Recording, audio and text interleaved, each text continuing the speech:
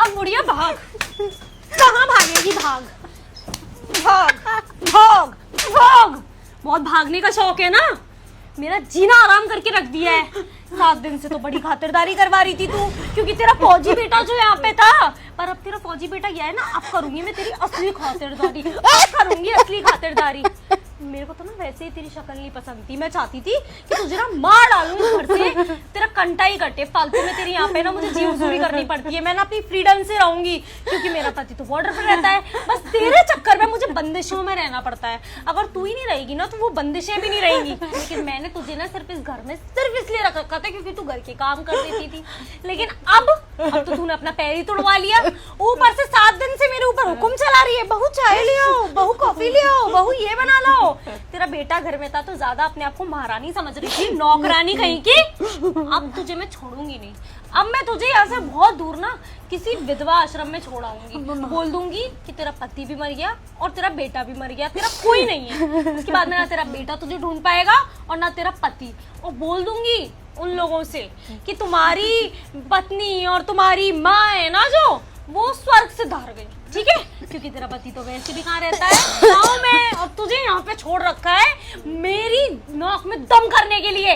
वाह दिव्या वाह, ये सब कर रही हो तुम मेरी माँ के साथ? हाँ नहीं, मैंने क्या किया प्रिंस, तुम्हें पता है माँ जी अभी फिसल गई थी। मैंने उनको बिठाया कि माँ जी आप बैठिए, मैं पानी लेकर आती हूँ। फिसल गई थी या तुमने लात मारी थी माँ की बैसाखी में?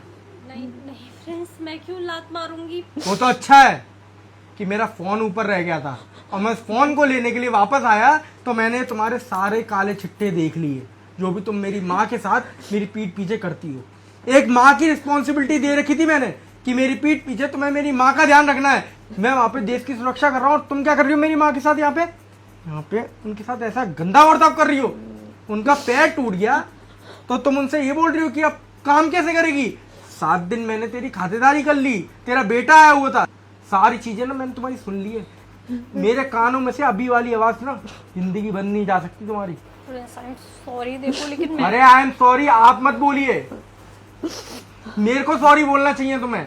मेरे को सॉरी बोलना चाहिए मेरी माँ से कि मैं तुम जैसी लड़की को अपनी जिंदगी में लेके आया जो सिर्फ मेरी एक माँ का ख्याल नहीं रख सकती थी। तुम मेरी माँ से काम कराती थी, शर्म आनी चाहिए दिव्या तुम्हें। पर मैं भी तो इस घर में काम करती हूँ ना, अगर थोड़ा सा उन्होंने भी कर लिया तो क्या हो गया? नहीं बेटा, थोड़ा सा नहीं, ये ऐसे ही जब तू बॉर्डर पे चला जाता है ना तो वैसे ही मार मार के मुझसे काम करवाती है। प्रिंस ये बात का बतंगड़ बना रही है, झूठ बोल रही है तुम, इनकी बात का यकीन मत करो। कौन झूठ बोल रहा हो कौन सच बोल रहा है ना, सब कुछ मैंने सुन लिया है। जब तुम मेरी माँ से गंदा बर्ताव कर रही थी ना तो यहीं पे खड़ा होकर मैं सब कुछ सुन रहा था और बहुत देर से खड़ा हुआ मैं यहाँ पे। शर्म आनी चाहिए दिव्या। मैं तो खुशी खुशी अपना घर छोड़ के जाता था कि मेरी पत्नी सारी चीजें हैंडल कर लेगी, मेरी पत्नी मेरी माँ का अच्छे से ख्याल रखेगी। पर मुझे क्या मालूम थी कि मेरी पत्नी मेरी माँ को मारने पे तुली है। हाँ माँ क्या क्या करती है आपके साथ? बेटा ये वो देख डंडा रखा है ना, इससे बहुत मारती है मेरे को। इसी ने मेरी टांग तोड़ी है बेटे। क्या दिव्या तुमने मेरी माँ की टांग तोड़ी है? अब देखती जाओ, जैसे तुमने मेरी माँ को हैरेस किया ना उससे ज्यादा हैरेस करवाऊंगा मैं तुम्हें पुलिस स्टेशन में। मेरी माँ की तो एक ही टांग टूटी है और उसका प्लास्टर भी मैंने चढ़वा दिया है, पर तुम्हारी मैं दोनों टांगे तोड़वाऊंगा पुलिस वालों से और एक भी प्लास्टर नहीं चढ़ने दूंगा। जब दर्द में तुम तड़पोगी ना तब तुम्हें एहसास होगा तुमने एक बूढ़ी माँ को दर्द पहुंचा के कितनी बड़ी गलती करी है।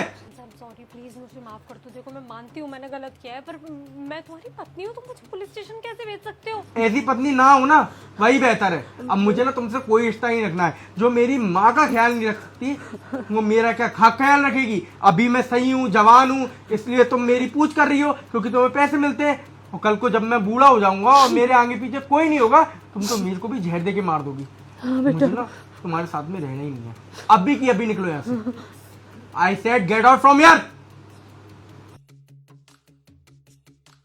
माँ अब आप बिल्कुल भी टेंशन मत लीजिए, मेरे सामने सारा सच आ गया ना। आपको लेके मैं पुलिस स्टेशन चलता हूँ और इसके खिलाफ आप वो सारी चीजें लिखवाना जो भी इसने आपके साथ में की है। चलिए आप।